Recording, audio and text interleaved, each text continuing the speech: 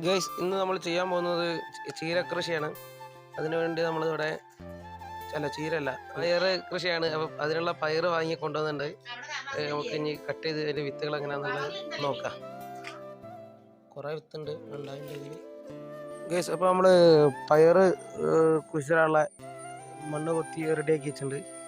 ഇനി അതിലേക്ക് നമുക്ക് കുറച്ച് സാധനങ്ങൾ ചേർക്കുന്നുണ്ട്. അപ്പോൾ ആദ്യം നമുക്ക് കുറച്ച് നമ്മളെ വീട്ടിലുള്ള വെണ്ണീര് ഇല്ല, അടുപ്പിലുള്ള ആ വെണ്ണീര് കുറച്ച് ഇതിൽ പെറുക്കിട്ടാൽ കുറച്ചിട്ടാൽ മതി. എന്താ വെച്ചാൽ നമ്മൾ ഇതിലെന്തെങ്കിലും ആണ്. അപ്പോൾ നമ്മൾ പയർ നടാൻ പോവാന്നേ.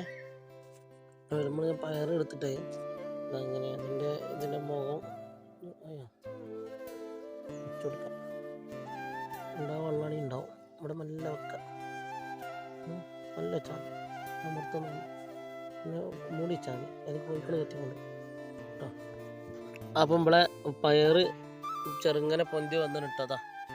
ഇതങ്ങനെയാണ് പയർ ഇങ്ങനെ വന്ന് എത്ര വലുപ്പമായിട്ടുണ്ട്.